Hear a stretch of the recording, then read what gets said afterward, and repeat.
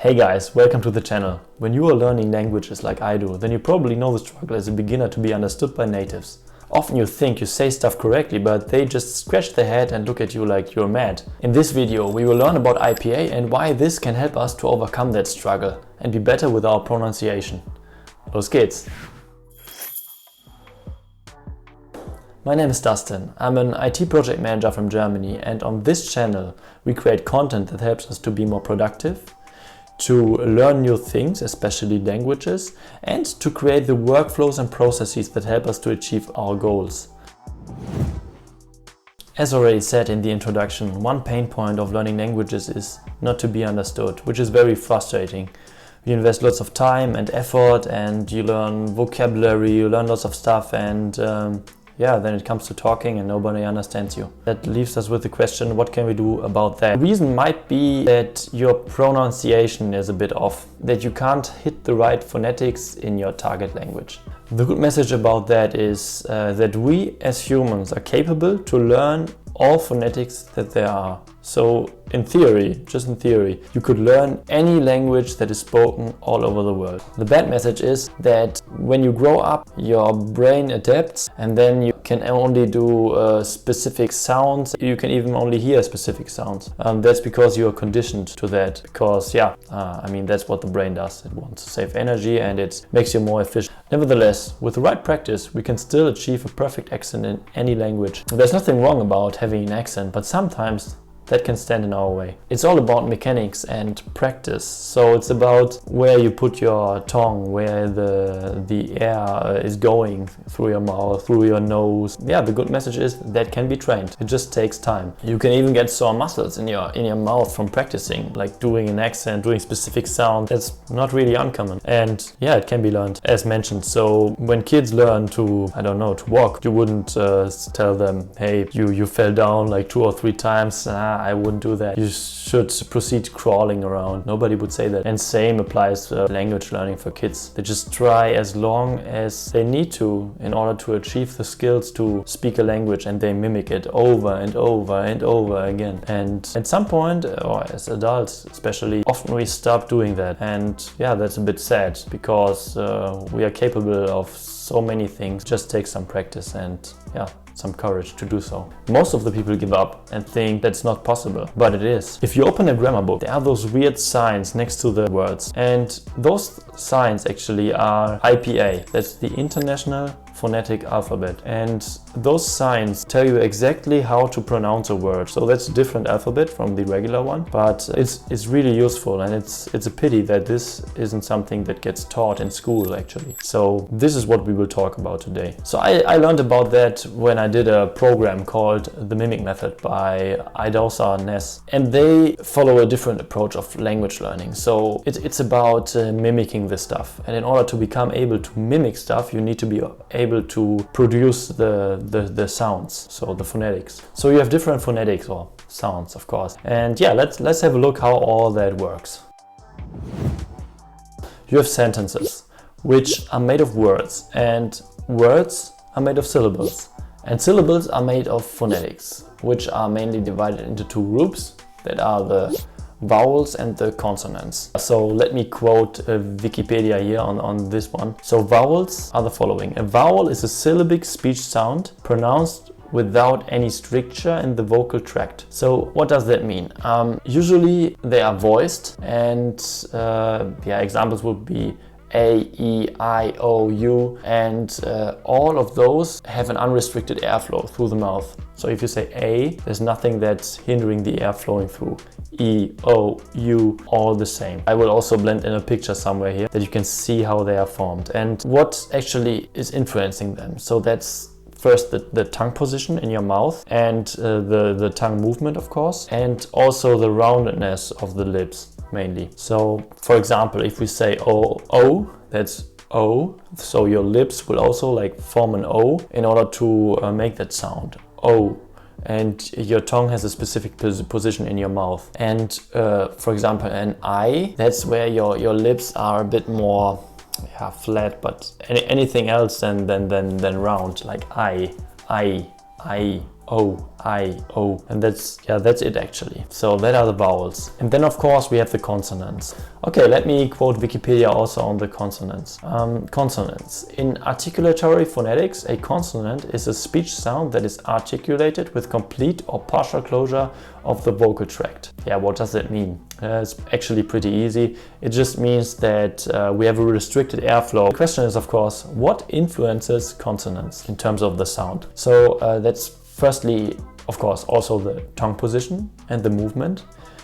Secondly, that's the nasality. So if the air is not flowing through the mouth and instead flowing through your nose. And yeah, that's like, for example, you have that a lot in the French language, like bonjour, for example.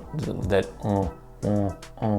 like bonjour. That's in the back and goes then through the nose. And they have many of that. Then of course the lips, like if it's rounded or if it's like flat. And then of course the vocal cords, those are somewhere, I think somewhere here. And they can close or open and they can also vibrate. So yeah, if you have, for example, like a sore throat, then normally your voice is different and your vocal cords are also a bit, a bit strained. I don't know the right word for that, but yeah, that's how it is. And so then let's see what we have in terms of airflow restrictions, because there are a multitude of different types of air restrictions that can make different sounds. So you have the stop, which means there's no air flowing at all, which is like a, let's take an example like D, T, G, K, B. So when you say those, you will notice that you really have a full stop. There's no air flowing at all. You can try that yourself. And we have fricative. That means that the air flows, but with friction. That's why it's called fricative. But the articulators touch, like for example, like an S or F, V, Sh, J, all those. So yeah, articulators touch. We have friction, but air flows. Then we have approximant, which is when the channel is restricted, but the articulators don't touch. That would be, for example, like a sound, for example, like in French or I think in Dutch. Then we have lateral. That means that the air is redirected around the sides of the tongue. So like, for example, there you can even feel it like, so the air is really running at the sides of the tongue. And then we have nasal, of course, that I already mentioned before. So this is when the airflow through the mouth is blocked, which means that it's running through the nose. Like, for example, or That brings us to the next point. Each language has a different set of phonetics. So they have their own IPA, if you will. So, or their own set of that IPA. So there's a global IPA that contains all the sounds that there are and all the different things. And then you have the languages that are spoken that have a subset of that. And some have more and some have less. Depending on which language your mother tongue is, other languages will be easier or harder to learn in terms of the pronunciation. And yeah, let's have a look at some vowels, or at the set of vowels specifically of different languages and compare a bit to see that. So yeah, let's take a look at two examples to see actually how that looks like. So first of all, I don't know if I already talked about that, but those vowel charts that you can see here show you exactly where the tongue position is if you do that sound. So for example, the I or E, I. The I is when you have the tongue at the top front, E, E, E. And for example, the A is like ah. Then you pull the tongue back and it's like yeah, a bit down here. Let's compare two vowel charts with each other. So we take the German one and we take the French one for now. And I will lay them on top of each other, and you can see marked the differences between German and French. So if you're a German speaker and want to learn French now from that perspective. And you can see that the number of vowels is actually the same, but there are some different vowels, for example, that the German language doesn't have. Like, for example, the or like those vowels are French specific, and in order to master the the pronunciation and get a good accent, you would need to learn those. Let's compare now English with French. And I do the same as I did for German and French here. I will lay them onto each other, and as you can notice, there are much more differences. And also the English language, for example, only have I think 11 vowels, which is 4 less than the French, and also many vowels are different in French. So that means, of course, that you are not that used to the French language or the pronunciation of stuff in the French language when you are a native English speaker. But yeah, as said, this doesn't have to be that bad. You can learn all that sounds. And this is pretty interesting. Now we have just talked about the vowels. Of course, there are also the consonants, and those have kind of the same characteristics. So yeah, I hope you got an overview about that and understand now why those differences exist. But now you will ask yourself maybe, so that's nice, now I know all that, but how do I learn IPA and where do I start? That's a lot of information you showed me there. And you're completely right.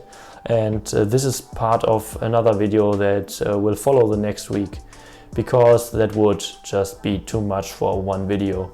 If you like this video, you'll love the next one of this mini-series, in which I will show you a guide and exercises on how to master the IPA for your mother tongue, and then of course for your target language, in order to sound like a native. If you don't want to miss anything, please subscribe to the channel and leave me a like.